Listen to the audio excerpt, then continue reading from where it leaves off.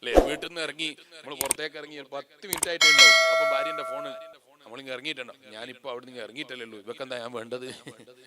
ഞാനിങ്ങ് ഇറങ്ങുന്നതിന് മുമ്പോള് തുടങ്ങി അടിച്ചു പിടിക്കാന്. ഞാൻ ഇറങ്ങിയിട്ടല്ലേ ഉള്ളൂ, ഇറങ്ങിയിട്ട് സ്റ്റെപ്പിന്റെ കാലിങ് എടുത്തു വെച്ചില്ല, അതിന് മുമ്പിനോട് വിളി തുടങ്ങി. പെണ്ണിന്റെ സ്വഭാവമാണ്. അവര് നമ്മളോട് സ്നേഹം പ്രകടിപ്പിക്കുകയാണ്. അപ്പൊ നമ്മൾ പറയാണ് അങ്ങനെയൊന്നും സ്നേഹം പ്രകടിപ്പിച്ചാ പറ്റൂല.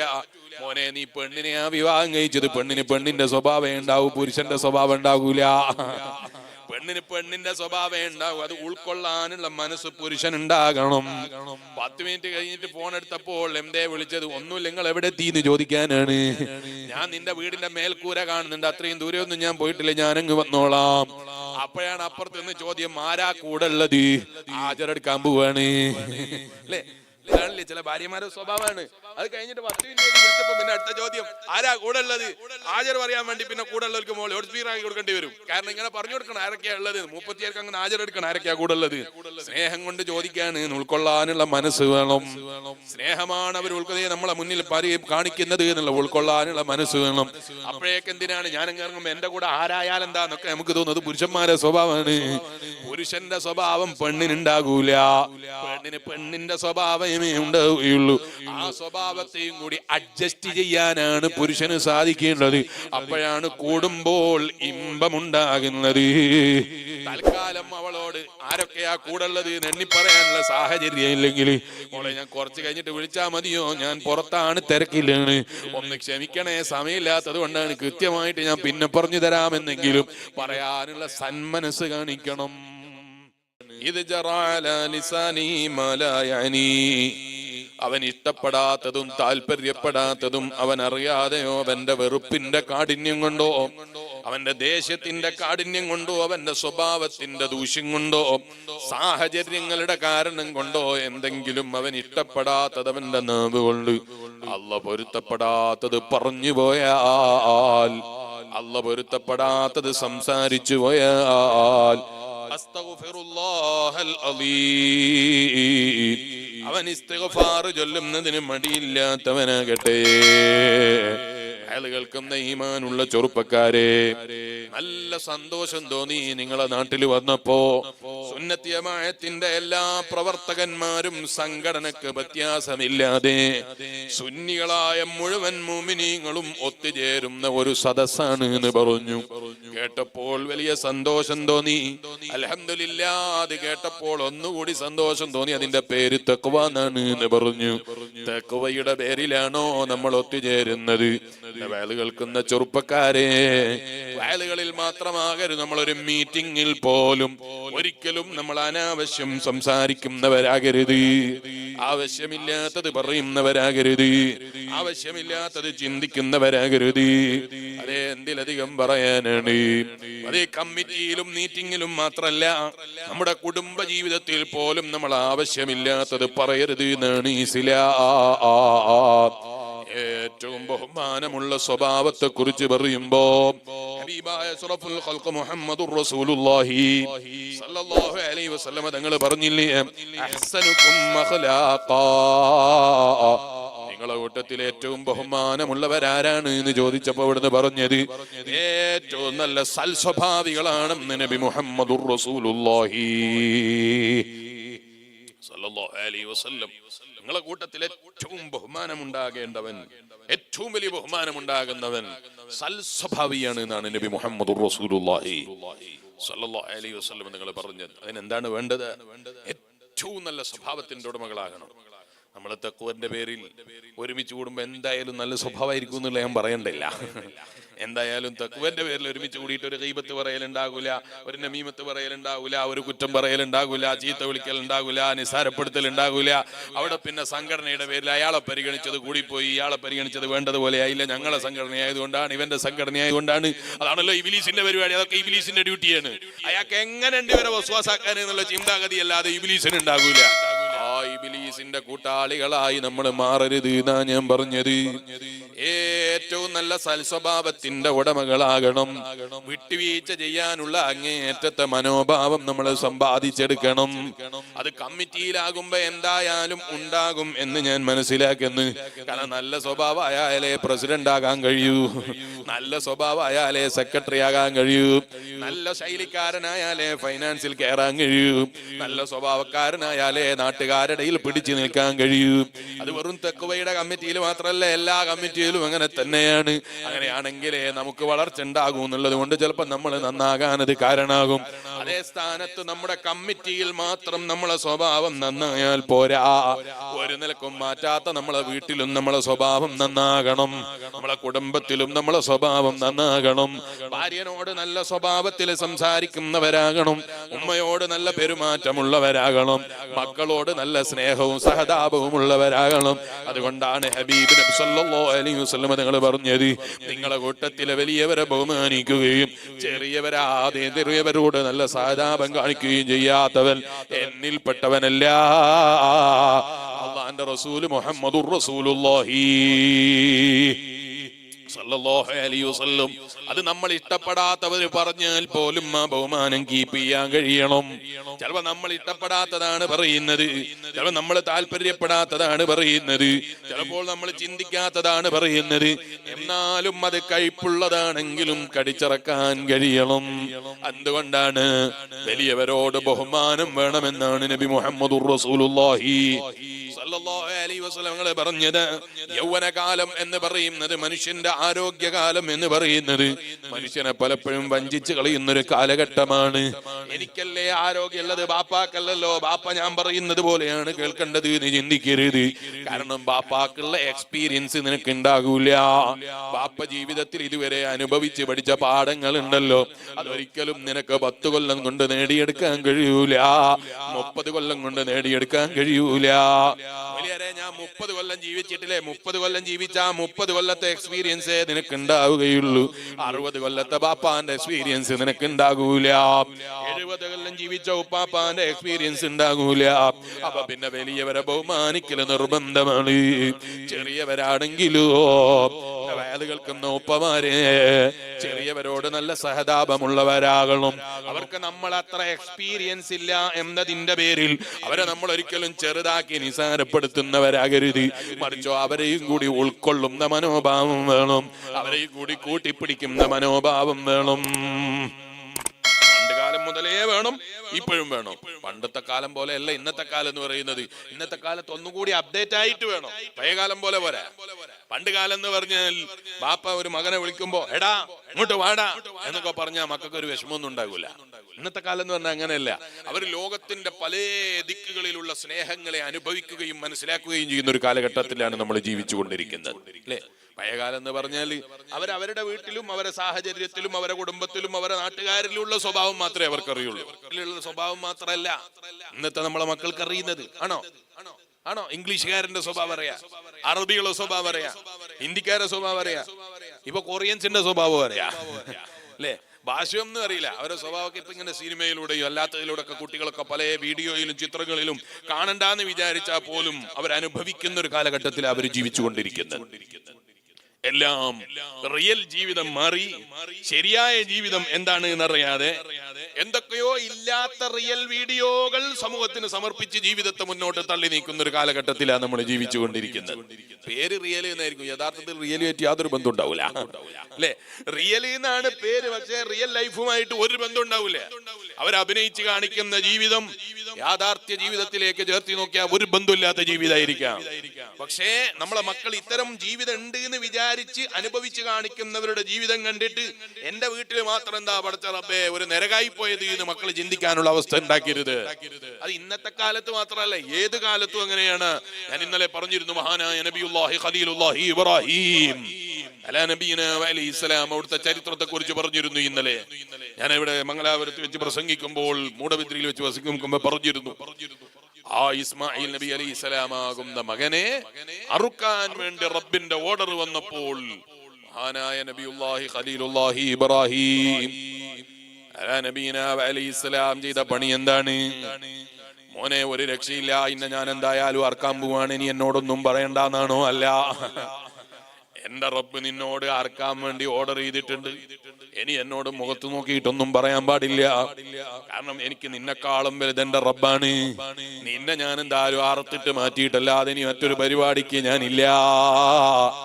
ഇങ്ങനെ പറയാൻ ഇബ്രാഹിം നബി അലൈഹി സ്വലാമിന് അറിയാത്തത് കൊണ്ടല്ല, പേടിച്ചത് കൊണ്ടല്ല, മകന് ഭയമുണ്ടായത് കൊണ്ടല്ല. അറക്കണം എന്ന് പറയുമ്പോഴേക്ക് ബാപ്പാനെ തിരിച്ചു കത്തി വാങ്ങിയിട്ട് കുത്തുമോന്ന് പേടിച്ചിട്ടല്ല. ചെറിയ പിഞ്ചു പൈതലായ ഇബ്രാഹിം നബി അലൈഹി സ്വലാമാകുന്ന ചെറിയത് ഇബ്രാഹിം നബി അലൈഹി സ്വലാമിന്റെ മകനാകുന്ന ഇസ്മായിൽ നബി അലൈഹി സ്വലാമിനോട് ബാപ്പ പറഞ്ഞത് എന്താണ്? ഖുർആൻ പറയാണ്, മോനെ അന്നീ അദ്ബഹുക ഫൻദുർ മാദാ തറാ, മോനെ ഞാൻ നിന്നെ അറുക്കാൻ പോവാണ് എന്നല്ല, അറുക്കണം എന്ന് ഞാൻ സ്വപ്നം കണ്ടിട്ടുണ്ട്. അമ്പിയാക്കളെ സ്വപ്നം സാധാരണ സ്വപ്നം പോലെയല്ല. അമ്പിയാക്കളെ സ്വപ്നം നമ്മളെ സ്വപ്നം പോലെയല്ല. അത് ദീനിൽ തെളിവാൻ. ഇബ്രാഹിം നബി അലൈഹി സ്വലാമിന്റെ സ്വപ്നം നമ്മളെ സ്വപ്നം പോലെയല്ലല്ലോ. ആണോ? ഇബ്രാഹിം നബി അലൈഹി സ്വലാമിന്റെ സ്വപ്നം നമ്മളെ പോലെയല്ല. നബി സല്ലല്ലാഹു അലൈഹി വസല്ലമയുടെ സ്വപ്നം നമ്മളെ സ്വപ്നം പോലെയല്ല. അതാ ഞാൻ പറഞ്ഞത്, നബി സല്ലല്ലാഹു അലൈഹി വസല്ലമയുടെ സ്വപ്നവും അമ്പിയാക്കളെ സ്വപ്നവും സാധാരണയല്ലെങ്കിൽ അവര് തന്നെ സാധാരണയല്ല എന്നുള്ളത് പിന്നെ ഞാൻ പറയേണ്ടതില്ലല്ലോ. ദീനിൽ വലിയ തെളിവാണ് അവരെ സ്വപ്നം. അവരെ സ്വപ്നം പോലും സാധാരണയല്ല എന്നാണ് ഞാൻ പറയുന്നത്. സ്വപ്നം എന്ന് പറഞ്ഞാൽ ഒരു നിലക്കും നമുക്ക് അംഗീകരിക്കേണ്ടതില്ലാത്തൊരു കാര്യമാണല്ലോ. അതല്ലേ മഹാനായ നബിയുല്ലാഹി യൂസുഫ് അലൈഹിസ്സലാം, അവിടത്തേക്ക് ഉണ്ടായിരുന്ന പല സ്വപ്നങ്ങളുണ്ടല്ലോ. അവിടുത്തെ ബാപ്പക്കുണ്ടായ സ്വപ്നങ്ങളുണ്ടല്ലോ. അമ്പിയാക്കളെ സ്വപ്നം ഒരിക്കലും നമ്മളെ സ്വപ്നം പോലെയല്ല. അവരുടെ സ്വപ്നത്തിന് വലിയ പവറാണ്. ഇബ്രാഹിം നബി അലൈഹി സ്വലാമിന് റബ്ബ് കൊടുത്ത സ്വപ്നത്തിലുള്ള ഓർഡറാണ്, മകനാറുക്കണേ. നബിയുല്ലാഹി ഖലീലുല്ലാഹി ഇബ്രാഹിം എന്ത് ചെയ്തു? മോനെ ഇന്ന് എന്തായാലും അറക്കാൻ തീരുമാനിച്ചിരിക്കുന്നു. എങ്ങനെ കിടക്കണം എന്ന് ഞാൻ പറയാ, കിടന്നോന്നല്ല പറഞ്ഞത്. പിന്നെ മോനെ ഞാൻ സ്വപ്നം കണ്ടിട്ടുണ്ട്, നിന്നെ അറക്കാനാ സ്വപ്നം കണ്ടത്, എന്റെ അഭിപ്രായം തടയുന്ന. ഇബ്രാഹിം നബി അലൈഹി സ്വലാമിനോട് ഇസ്മായിൽ നബി അലൈഹി സ്വലാം പറയാം, തോട്ടതെ ഓർമ്മ ഉണ്ടാവുന്ന ഇബ്രാഹിം നബി അലൈഹി സ്വലാം മാറിക്കോ. ഇബ്രാഹിം നബി അലൈഹി സ്വലാം പേടിച്ചു പോവോ? വളരെ ചെറിയ കുട്ടിയാണ് മഹാനായ നബിയുല്ലാഹി ഇസ്മായിൽ അലൈഹി സ്വലാം. പേടിച്ചു പോവൊന്നുമില്ല. പക്ഷേ കുട്ടികളോടാണെങ്കിൽ പോലും ഒന്ന് മുശാവറൊക്കെ ചെയ്ത് അവരെ കൂട്ടിപ്പിടിച്ച് കാര്യങ്ങൾ ചെയ്യണം എന്നത് ഇത്രയും വലിയ പരീക്ഷണം നടക്കുന്ന സമയത്ത് പോലും മഹാനായ നബിയുല്ലാഹി ഇബ്രാഹിം അലാ നബീന അലൈഹിസ്സലാം മറന്നുപോയില്ല. കേൾക്കുന്ന ചെറുപ്പക്കാരെ, ഭാര്യനോട് ചോദിക്കാൻ ഭയങ്കര മടിയാണ് അല്ലെ? ഭാര്യനോട് വീട്ടിലെ അഭിപ്രായം ചോദിക്കാൻ ഭയങ്കര മടിയാണ്.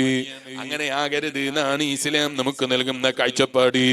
സൂറത്തു ശൂറ എന്ന പേരിൽ പരിശുദ്ധ ഖുർആനിൽ ഒരു സൂറത്ത് തന്നെ കാണാം.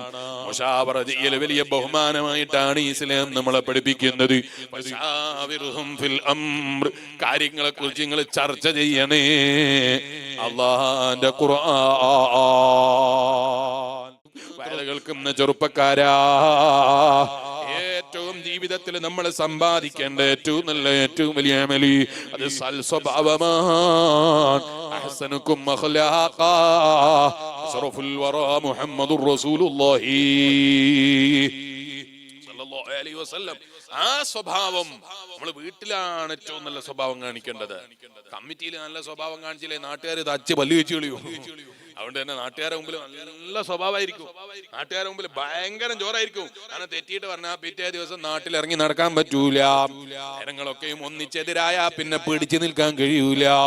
ജനങ്ങളെ മുന്നിൽ ഭയങ്കര സ്വഭാവമാണ്. വീട്ടിലെത്തിയ വീട്ടുകാർ ഇവനെ പൊറപ്പിക്കുന്നത് പടച്ച റബ്ബേ എന്ത് വില കൊടുത്താലും മതിയാകൂല. അങ്ങനെ ആകരുത് എന്നാ ഞാൻ പറഞ്ഞത്. ഭാര്യയോട് ഏറ്റവും നല്ല സ്വഭാവമുള്ള പന്നതി ഭർത്താവാകണം. ഭർത്താവിനോട് ഏറ്റവും നല്ല സ്വഭാവമുള്ള ഭാര്യയാകണം. അതെങ്ങനെയാകല്? അഡ്ജസ്റ്റ് കൊണ്ടാണ് തീരല്. അല്ലാതെ ലോകത്തൊരാളും പരിപൂർണരായിട്ടുണ്ടാകൂല. സയ്യിദത്തുന ബീവി ആയിഷ റളിയല്ലാഹു അൻഹാ റസൂലുള്ളാഹി സ്വല്ലല്ലാഹു അലൈഹി വസല്ലമയുടെ ഭാര്യയാണ്. സൈനബ ബീവി റളിയല്ലാഹു അൻഹാ റസൂലുള്ളാഹിന്റെ ഭാര്യയാണ്. അങ്ങനെ തുടങ്ങി ഉമ്മത്തുൽ മുഅ്മിനീനിൽപ്പെട്ട ഒരുപാട് സ്ത്രീകളുണ്ട്. 9ഓളം സ്ത്രീകൾ നബി സല്ലല്ലാഹു അലൈഹി വസല്ലം തങ്ങളുടെ ഭാര്യമാരുണ്ടായിട്ട് എല്ലാവരെയും അഡ്ജസ്റ്റ് ചെയ്യാനുള്ള കഴിവാണ്. ആ നബി തങ്ങളെ ഏറ്റവും വലിയ പ്രത്യേകത കേട്ടോ. എന്ത് വേണമെന്നാ ഞാൻ പറഞ്ഞത്? ഏറ്റവും നല്ല സൽ സ്വഭാവിയാകണം. ആയിഷ ബീവി റളിയല്ലാഹു അൻഹയ്ക്ക് ചിലപ്പം പ്രയാസം തോന്നാണ്. നബി സല്ലല്ലാഹു അലൈഹി വസല്ലമയുടെ സ്വഭാവം കാണുമ്പോ തോറ്റുപോവാണ്. മറ്റുള്ള ഭാര്യമാർക്ക് അതാ നബി സല്ലല്ലാഹു അലൈഹി വസല്ലമയുടെ ജീവിതം കാണുമ്പോ അങ്ങനെ തെറ്റാണോ ഇങ്ങനെ തെറ്റാണോ അങ്ങനെ ചെയ്യുന്നുണ്ടോ ഇങ്ങനെ ചെയ്യുന്നുണ്ടോ എന്ന് ചിലപ്പോ തോന്നൽ വരികയാണ്. ജീവിതത്തിലേക്ക് യഥാർത്ഥത്തിൽ അങ്ങ് നോക്കുമ്പോ അവർക്ക് മനസ്സിലായാണ് തെറ്റ് നമ്മളെ കണ്ണിന്, അവിടുത്തെ ജീവിതത്തിൽ ഒരു തെറ്റ് പറ്റിയിട്ടില്ല, ഒരു തെറ്റ് സംഭവിക്കൂല. ആ നിലക്ക് തികഞ്ഞ ജീവിതാണല്ലോ നബി മുഹമ്മദുർ റസൂലുള്ളാഹി സല്ലല്ലാഹു അലൈഹി വസല്ലം. ഇമാം മുസ്ലിം റളിയല്ലാഹു അൻഹു റിപ്പോർട്ട് ചെയ്തൊരു ഹദീസ് കാണാം. ഞാനിപ്പോ ചരിത്രത്തിലേക്ക് വിശദമായി കടക്കുന്നില്ല. മഹദിയായ സയ്യിദത്തുന ബീവി ഫാത്തിമ റളിയല്ലാഹു അൻഹയുടെ അടുക്കലേക്ക് നബി സല്ലല്ലാഹു അലൈഹി വസല്ലം തങ്ങളുടെ മറ്റ് ഭാര്യമാര് വന്നിട്ട് പറഞ്ഞു ഫാത്തിമ ബീവിയോട്, ബാപ്പാക്ക് ആയിഷ ബീവി റളിയല്ലാഹു അൻഹയോട് പ്രത്യേകിച്ച് എന്തോ ഒരു താല്പര്യം ഉണ്ടോ എന്നൊരു സംശയം. വയത് കേൾക്കുന്ന ചെറുപ്പക്കാരെ, ഭാര്യമാർക്ക് ഇത് സ്വാഭാവികമാണ്. അത് സ്നേഹം കൊണ്ടാന്ന് വിശ്വസിക്കാനുള്ള മനസ്സ് നമുക്ക് ഉണ്ടാകണം അല്ലെ? വീട്ടിൽ നിന്ന് ഇറങ്ങി നമ്മൾ പുറത്തേക്ക് ഇറങ്ങി 10 മിനിറ്റ് ആയിട്ടേ ഉണ്ടാവും. അപ്പം ഭാര്യന്റെ ഫോണ് നമ്മളിങ്ങ് ഇറങ്ങിയിട്ടുണ്ടാവും. ഞാനിപ്പോ അവിടെ നിന്ന് ഇറങ്ങിയിട്ടല്ലോ, ഇവക്കെന്താ ഞാൻ വേണ്ടത്? ഞാനിങ്ങ് ഇറങ്ങുന്നതിന് മുമ്പോള് തുടങ്ങി അടിച്ചു പിടിക്കാന്. ഞാൻ ഇറങ്ങിയിട്ടല്ലേ ഉള്ളൂ. ഇറങ്ങിയിട്ട് സ്റ്റെപ്പിന്റെ കാലിങ് എടുത്തു വെച്ചില്ല, അതിന് മുമ്പിനോട് വിളി തുടങ്ങി. പെണ്ണിന്റെ സ്വഭാവമാണ്. അവര് നമ്മളോട് സ്നേഹം പ്രകടിപ്പിക്കുകയാണ്. അപ്പൊ നമ്മൾ പറയാണ് അങ്ങനെയൊന്നും സ്നേഹം പ്രകടിപ്പിച്ചാ പറ്റൂല. മോനെ, നീ പെണ്ണിനെ ആ വിവാഹം കഴിച്ചത് പെണ്ണിന് പെണ്ണിന്റെ സ്വഭാവം ഉണ്ടാവും, പുരുഷന്റെ സ്വഭാവം ഉണ്ടാകൂല. പെണ്ണിന് പെണ്ണിന്റെ സ്വഭാവം ഉണ്ടാവും. അത് ഉൾക്കൊള്ളാനുള്ള മനസ്സ് പുരുഷൻ ഉണ്ടാകണം. 10 മിനിറ്റ് കഴിഞ്ഞിട്ട് ഫോൺ എടുത്തപ്പോൾ എന്തേ വിളിച്ചത്? ഒന്നുമില്ല, നിങ്ങൾ എവിടെ എത്തിന്ന് ചോദിക്കാനാണ്. ഞാൻ നിന്റെ വീടിന്റെ മേൽക്കൂര കാണുന്നുണ്ട്, അത്രയും ദൂരമൊന്നും ഞാൻ പോയിട്ടില്ല, ഞാനങ്ങ് വന്നോളാം. അപ്പോഴാണ് അപ്പുറത്ത് നിന്ന് ചോദ്യം, ആരാ കൂടെ ഉള്ളത്? ഹാജരെടുക്കാൻ പോവാണ് അല്ലേ? ല്ലേ ചില ഭാര്യമാരുടെ സ്വഭാവമാണ്. അത് കഴിഞ്ഞിട്ട് 10 മിനിറ്റ് കഴിഞ്ഞ് വിളിച്ചപ്പോ പിന്നെ അടുത്ത ചോദ്യം, ആരാ കൂടെ ഉള്ളത്? ഹാജർ പറയാൻ വേണ്ടി പിന്നെ കൂടെ ഉള്ളവർക്ക് മോൾ ആക്കി കൊടുക്കേണ്ടി വരും. കാരണം ഇങ്ങനെ പറഞ്ഞു കൊടുക്കണം ആരൊക്കെയാ ഉള്ളത്. 30 അങ്ങനെ ഹാജർ എടുക്കണം, ആരൊക്കെയാ കൂടെ ഉള്ളത്. സ്നേഹം കൊണ്ട് ചോദിക്കാണ്, ഉൾക്കൊള്ളാനുള്ള മനസ്സ് വേണം. സ്നേഹമാണ് അവർ ഉൾക്കൊള്ളുക നമ്മളെ മുന്നിൽ കാണിക്കുന്നത് എന്നുള്ള ഉൾക്കൊള്ളാനുള്ള മനസ്സ് വേണം. അപ്പോഴേക്ക് എന്തിനാണ് ഞാൻ ഇറങ്ങുമ്പോ എന്റെ കൂടെ ആരായാലെന്താന്നൊക്കെ നമുക്ക് തോന്നുന്നത് പുരുഷന്മാരുടെ സ്വഭാവമാണ്. പുരുഷന്റെ സ്വഭാവം പെണ്ണിനുണ്ടാകൂല. പെണ്ണിന് പെണ്ണിന്റെ സ്വഭാവം ഉണ്ടാവുകയുള്ളൂ. ആ സ്വഭാവത്തെയും കൂടി അഡ്ജസ്റ്റ് ചെയ്യാനാണ് പുരുഷന് സാധിക്കേണ്ടത്. അപ്പോഴാണ് കൂടുമ്പോൾ ഇമ്പമുണ്ടാകുന്നത്. തൽക്കാലം അവളോട് ആരൊക്കെയാ കൂടുള്ളത് എണ്ണി പറയാനുള്ള സാഹചര്യം ഇല്ലെങ്കിൽ, മോളെ ഞാൻ കുറച്ച് കഴിഞ്ഞിട്ട് വിളിച്ചാ മതിയോ, ഞാൻ പുറത്താണ്, തിരക്കില്ലാണ്, ഒന്ന് ക്ഷമിക്കണേ, സമയമില്ലാത്തത് കൊണ്ടാണ്, കൃത്യമായിട്ട് ഞാൻ പിന്നെ പറഞ്ഞു തരാമെന്നെങ്കിലും പറയാനുള്ള സന്മനസ് കാണിക്കണം. വിളിക്കുമ്പോ നമ്മൾ വിളിച്ചിട്ട് ഇപ്പൊ ഭാര്യ ചോദിക്കണം ആരാ കൂടെ ഉള്ളത്? തുടങ്ങിയില്ലേ എന്റെ ഹാജരെടുക്കല്? അങ്ങനെ ചോദിച്ചാൽ ഇവക്ക് തോന്നും എന്തോ കള്ളക്കളിയാണോ പഠിച്ചോനെ. പിന്നെ വീട്ടിൽ വന്നാ തോന്നും ഇവളെ ഫോൺ എങ്ങനെയാണ്, ഇവന്റെ ഫോൺ എങ്ങനെയാണ്, ഞാൻ എങ്ങനെയാ തുറന്നു നോക്കല്. ഉറങ്ങുമ്പോൾ കണ്ണിന്റെ അടുത്ത് വന്ന് വെച്ച് നോക്കും, കൈ വെച്ച് നോക്കും, എങ്ങനെങ്കിലും തുറക്കാൻ പറ്റുമോ നോക്കും. പിന്നെ ഓളും നീയും തമ്മിൽ തർക്കം തുടങ്ങാൻ ഇത് കാരണമാകും. അതില്ലാതിരിക്കാനാ ഞാൻ പറഞ്ഞത്. പെണ്ണിന് പെണ്ണിന്റെ സ്വഭാവം ഉണ്ടാകും, അത് ഉൾക്കൊള്ളാൻ കഴിയണം. ലോകത്ത് അക്മലുൽ ഖൽഖായി അല്ലാഹു പടച്ച നേതാവാ അഷ്റഫുൽ വറാ മുഹമ്മദുർ റസൂലുള്ളാഹി സല്ലല്ലാഹു അലൈഹി വസല്ലം എല്ലാ നിലക്കും പരിപൂർണതയുള്ള നേതാവ്. ആ നേതാവ് ഒരു വീഴ്ചയും വരുത്തിയിട്ടില്ല, ഒരു കുറവും വരുത്താറില്ല നബി സല്ലല്ലാഹു അലൈഹി വസല്ലം ഭാര്യമാർക്കിടയിൽ. എന്നിട്ടും ഭാര്യമാർക്ക് സംശയം തോന്നുകയാണ്, ആയിഷ ബീവിനോട് എന്തോ കൂടുതൽ സ്നേഹമുണ്ടോ? ഭാര്യമാരെല്ലാരും കൂടിയിട്ട് മീറ്റിംഗ് കൂടിയിട്ട് ഓലിങ് തീരുമാനമായി, നമ്മളെല്ലാരും കൂടി ഇനി ആയിഷ ബീവിനോട് സ്നേഹം ഉണ്ടോ എന്ന് ചോദിക്കുക. അങ്ങനെ അവരാ ആരോടെ ഇപ്പൊ ചോദിക്ക, ഇപ്പൊ ആരാ ഇപ്പൊ നബി സല്ലല്ലാഹു അലൈഹി വസല്ലം ചോദിക്കുക, എല്ലാവർക്കും പേടി. അപ്പൊ അവര് തീരുമാനിച്ചു നമുക്ക് ഫാത്തിമ ബീവിനോട് പറയാം. ഖദീജ ബീവി റളിയല്ലാഹു അൻഹ വഫാത്തായി പോയില്ലോ, അതുകൊണ്ട് തൽക്കാലം നമുക്ക് ഫാത്തിമ ബീവിനെ പിടിക്കാം. അങ്ങനെ ഫാത്തിമ ബീവി റളിയല്ലാഹു അൻഹയുടെ അടുക്കൽ പോയി. ചരിത്രം വിശാലമാണ്, ഞാൻ വിശദീകരിക്കുന്നില്ല. ഫാത്തിമ ബീവി റളിയല്ലാഹു അൻഹയോട് സംഭവം വിശദീകരിച്ചു. ഫാത്തിമ ബീവി റളിയല്ലാഹു അൻഹ നബി സല്ലല്ലാഹു അലൈഹി വസല്ലം അടുക്കലേക്ക് വന്നിട്ട് പറഞ്ഞു, ഭാര്യമാരൊക്കെ എന്റെ അടുക്കലേക്ക് വന്നിട്ട് ആയിഷ ബീവിയോട് പ്രത്യേകം എന്തോ ഒരു താല്പര്യം ഉണ്ടോ എന്ന് ചോദിക്കുന്നുണ്ട്. അപ്പോഴാണ് നബി സല്ലല്ലാഹു അലൈഹി വസല്ലം ചിരിച്ചുകൊണ്ടുള്ള മറുപടി, മോളെ നീ എന്റെ മോളാണ്, നീ എന്റെ കരളിന്റെ കഷ്ണമാണ് മോളെ. ഫാത്തിമ നബി മുഹമ്മദുർ റസൂലുള്ളാഹി സല്ലല്ലാഹു അലൈഹി വസല്ലം എന്ന് പറഞ്ഞാൽ മക്കളാകുമ്പോൾ ഇത്തരം വിഷയത്തിൽ ഇടപെടണ്ട എന്നാണ് പറഞ്ഞതിന്റെ സൂചന. അതുകൊണ്ട് അതിലേക്ക് കൂടുതൽ വിശദീകരണം നൽകാതെ നീ എന്റെ മോളാണെന്ന് പറഞ്ഞ് തിരിച്ചയച്ചു അല്ലാഹുവിന്റെ റസൂൽ മുഹമ്മദുർ റസൂലുള്ളാഹി സല്ലല്ലാഹു അലൈഹി വസല്ലം. അപ്പൊ ഭാര്യമാർക്കും മനസ്സിലായി ഇപ്പൊ അവിടെ വേവൂല. അപ്പൊ അവര് തീരുമാനിച്ചു എന്നാ പിന്നെ കൂട്ടത്തിലുള്ള ഒരാൾ പോയി ചോദിക്കട്ടെ. അങ്ങനെ സൈനബ ബീവി റളിയല്ലാഹു അൻഹയെ തിരക്ക് സെലക്ട് ചെയ്തു. ഞാൻ വിശദീകരിക്കുന്നില്ല, നിർത്തുകയാണ്. സൈനബ ബീവി റളിയല്ലാഹു അൻഹയെ സെലക്ട് ചെയ്തു. സൈനബ ബീവി റളിയല്ലാഹു അൻഹ പോയി ചോദിക്കട്ടെ എന്ന് തീരുമാനിച്ചു. അങ്ങനെ തീരുമാനിച്ച് സൈനബ ബീവി റളിയല്ലാഹു അൻഹ പോയി. സൈനബ ബീവി റളിയല്ലാഹു അൻഹ വീട്ടിലേക്ക് ചെല്ലുമ്പോ രസാദല്ല ഈ ഹദീസ് റിപ്പോർട്ട് ചെയ്യുന്നത് ആരാണ് എന്നറിയോ? സയ്യിദത്തുനാ ബീവി ആയിഷ റളിയല്ലാഹു അൻഹയാണ് ഈ ഹദീസ് റിപ്പോർട്ട് ചെയ്യുന്നത്. സൈനബ ബീവി റളിയല്ലാഹു അൻഹ വീട്ടിലേക്ക് വന്ന കഥ പറയുമ്പോ ആയിഷ ബീവി റളിയല്ലാഹു അൻഹ പറയാണ്, ഉമ്മമാരെ ആയിഷ ബീവിയുടെ മഹത്വം മനസ്സിലാക്കാനാണ് ഞാൻ പറയുന്നത്. ആയിഷ ബീവി റളിയല്ലാഹു അൻഹ ആ സമയം പറയാണ്, സൈനബ ബീവി റളിയല്ലാഹു അൻഹ ഇത് ചോദിക്കാൻ വേണ്ടി എന്റെ വീട്ടിലേക്ക് വരികയാണ്. സൈനബ ബീവി ആരാണ് എന്നറിയോ? തഖ്വ ചെയ്യുന്ന പെണ്ണിന്റെ കൂട്ടത്തിൽ ഇതുപോലൊരു പെണ്ണിനെ വേറെ ഞാൻ കണ്ടിട്ടില്ല. സയ്യിദത്തുനാ ബീവി ആയിഷ ചോദ്യം ചെയ്യുന്ന ആരെ കാര്യ? ആയിഷ ബീവി റളിയല്ലാഹു അൻഹയുടെ കാര്യം. അത് ഉദ്ധരിക്കുന്നത് ആരാ? ആയിഷ ബീവി റളിയല്ലാഹു അൻഹ. ആ ആയിഷ ബീവി റളിയല്ലാഹു അൻഹ സൈനബ ബീവി റളിയല്ലാഹു അൻഹയെ പരിചയപ്പെടുത്തുകയാണ്. ഈ ഇത്ര നല്ല തഖ്വയുള്ള ഒരു പെണ്ണിനെ ഞാൻ വേറെ കണ്ടിട്ടില്ല. ഇതുപോലെ സദഖ ചെയ്യുന്ന ഒരു പെണ്ണിനെ ഞാൻ വേറെ കണ്ടിട്ടില്ല. അയാൾ കേൾക്കുന്ന ഉമ്മമാരെ മാതൃകയാക്കേണ്ട സ്വഭാവമാണ് കേട്ടോ. ഒരു ദിവസം തക്കാളിക്ക് അയൽവാസിയുടെ വീട്ടിലേക്ക് അയച്ചത് മുതൽ തുടങ്ങിയതാണല്ലോ അവള് വാങ്ങിട്ട് കൊമ്പ് കോർക്കല്. തക്കാളിക്ക് അയച്ചപ്പോൾ ആ വീട്ടിൽ നിന്ന് പറഞ്ഞു ഇവിടെ തക്കാളി ഇല്ല. വന്ന് പറഞ്ഞവൻ പറഞ്ഞു ഇവിടെ അങ്ങനത്തെ തക്കാളി ഒന്നും ഇല്ല എന്നാ മറുപടി കിട്ടിയത് എന്ന് പറഞ്ഞു. അതോടൊപ്പം നിന്നെ അയൽവാസി ശത്രുവായി പോയി അല്ലേ? നിന്റെ വീട്ടിന്റെ മുറ്റത്തേക്ക് അപ്പുറത്തെ വീട്ടിന്റെ ഒരു മണ്ണ് ചെറുതായിട്ട് ഇടിഞ്ഞു വീണത് മുതൽ അവളുമായിട്ട് പിണക്കത്തിലാണ് അല്ലേ? നമ്മളെ സ്വഭാവത്തിന്റെ ദൂഷ്യമാണ് ഉമ്മമാരെ. ആയിഷ ബീവി റളിയല്ലാഹു അൻഹയുടെ സ്വഭാവം കണ്ടില്ലേ നിങ്ങൾ? ആയിഷ ബീവി റളിയല്ലാഹു അൻഹയുടെ കാര്യം സംസാരിക്കാൻ വേണ്ടി വന്ന സമയത്ത് പോലും ആയിഷ ബീവിക്ക് അവിടത്തെ കുറിച്ച് കംപ്ലൈന്റ് പറയാനില്ല, വിഷമം പറയാനില്ല, പോരായ്മ പറയാനില്ല. തഖ്വയുള്ള പെണ്ണിന്റെ കൂട്ടത്തിൽ ഇതുപോലൊരു പെണ്ണിനെ ഞാൻ കണ്ടിട്ടില്ല എന്നാണ് സൈനബ ബീവി റളിയല്ലാഹു അൻഹയുടെ ബഹുമതിയായിട്ട് പറയുന്നത്. ഇതുപോലെ സദഖ ചെയ്യുന്നൊരു പെണ്ണിനെ ഞാൻ കണ്ടിട്ടില്ല എന്നാണ് ആയിഷ ബീവി റളിയല്ലാഹു അൻഹ മൗലിദ് ഓതുന്നത്. ഓ ഉമ്മമാരെ, മറ്റുള്ളവരുടെ പോരായ്മകൾ എടുത്തു പറയുന്നതിന് പകരം നമ്മൾക്ക് അറിയുന്നവരുടെ ബഹുമാനങ്ങൾ എടുത്തു പറയാൻ പഠിക്കണം. അവരുടെ ജീവിതത്തിലുള്ള നന്മകൾ എടുത്തു പറയാൻ നമുക്ക് സാധിക്കണം. പോരായ്മകളില്ലാത്തവരായിട്ട് ഒരാളുമില്ല. ഉണ്ടോ? ഏതെങ്കിലും ആളുകളുണ്ടോ പോരായ്മയില്ലാത്ത ഒരൊറ്റൊരാളെ കാണിച്ചു തരും? എന്നെ കാണിച്ചു തരും? ഇല്ല. വയൽ കേൾക്കാൻ വന്ന ഒരാളെ കാണിച്ചു തരും? ഒരാളുണ്ടാകൂല. അക്മലുൽ ഖൽഖായിട്ട് നബി മുഹമ്മദുർ റസൂലുള്ളാഹി സ്വല്ലല്ലാഹു അലൈഹി വസല്ലമ തങ്ങൾ ഉണ്ടാകാം, അമ്പിയാക്കൾ ഉണ്ടാകാം, ഔലിയാക്കൾ ഉണ്ടാകാം. അതല്ലാതെ യഥാർത്ഥത്തിൽ സാധാരണ മനുഷ്യനാണോ?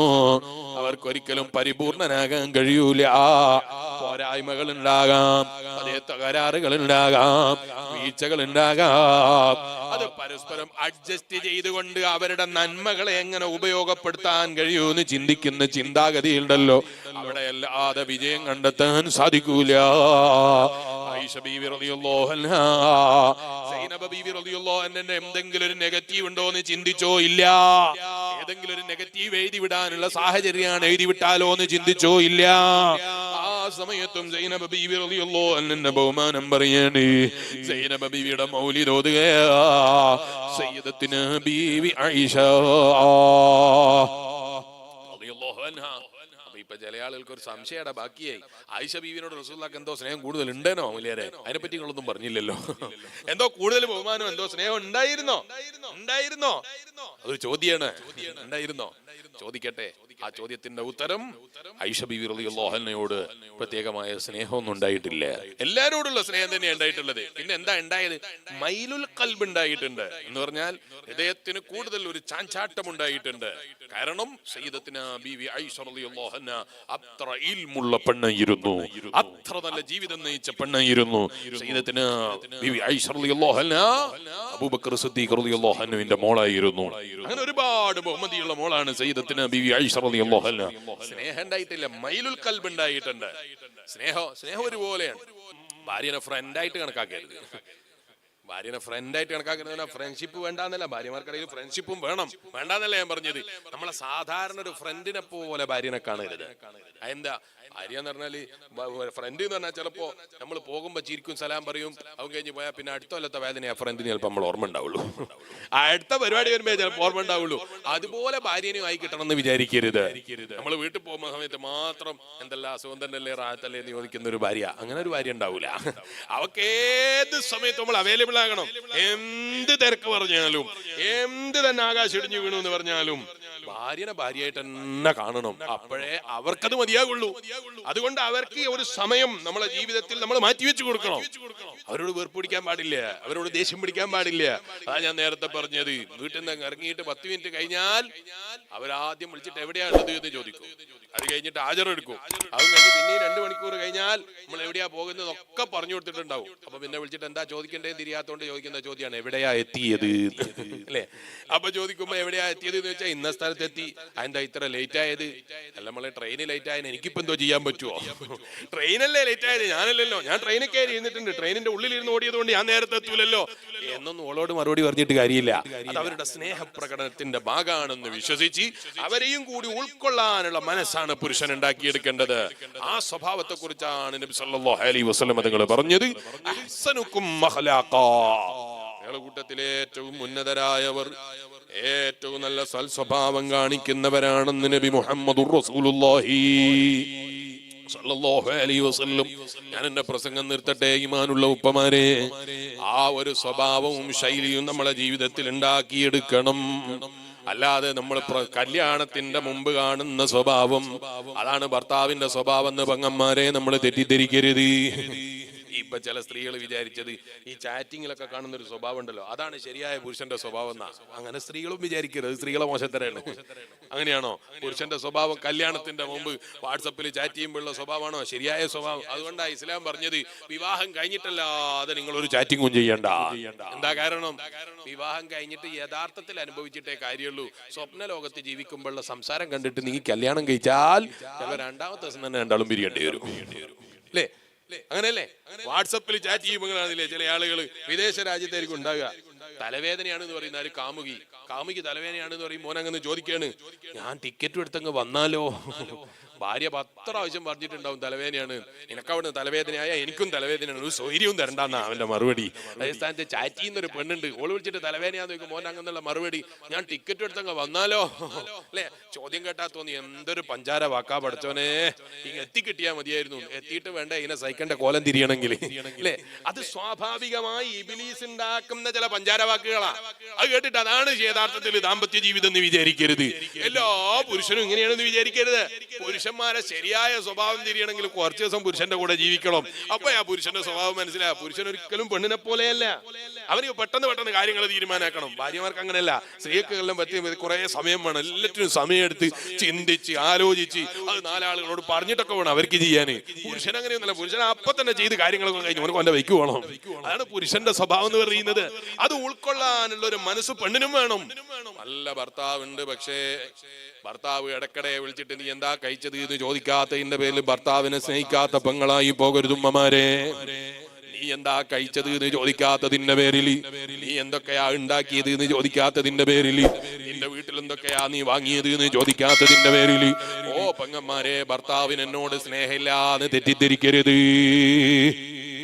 അപ്പൊ ചില ആള് ചോദിക്കും, ചില സ്ത്രീകൾ, ഇന്ന ചങ്ങായി എന്നെ വാട്സപ്പിൽ അങ്ങനെ ചോദിച്ചല്ലോ. മോനെ, അത് ഭാര്യയായിട്ടല്ല ചോദിച്ചത്, അത് ഇബ്ലീസ് കൊടുത്ത ചില രുചികളാണ്. അത് കല്യാണം കഴിഞ്ഞാ പിന്നെ കാണാനുണ്ടാകൂല. യഥാർത്ഥത്തിലുള്ള ജീവിതത്തിലേക്ക് കടന്നു വന്നാൽ അവന്റെ ജീവിതത്തിലും കാണാനുണ്ടാകൂല.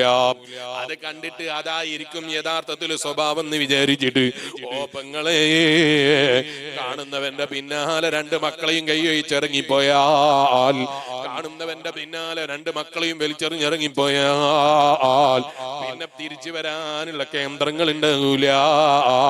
അവിടെ എത്തിയപ്പോഴാ മനസ്സിലായത്, ഇതുവരെയുള്ള വാപ്പാക്ക് ഒന്നുമില്ലെങ്കിലും മക്കളെ കയ്യിൽ ഫോൺ കൊടുത്താലെങ്കിലും വീഴ്ത്താമായിരുന്നു അല്ലേ? ഭർത്താവിനെ എപ്പോഴും വീഴ്ത്താൻ പറ്റുന്ന ഏറ്റവും നല്ല പരിപാടികൾ സ്ത്രീകളൊക്കെ എടുക്കലുണ്ടാവും. വിളിച്ചിട്ട് എടുക്കുന്നില്ല, നല്ല നിലക്ക് സംസാരിക്കുന്നില്ല.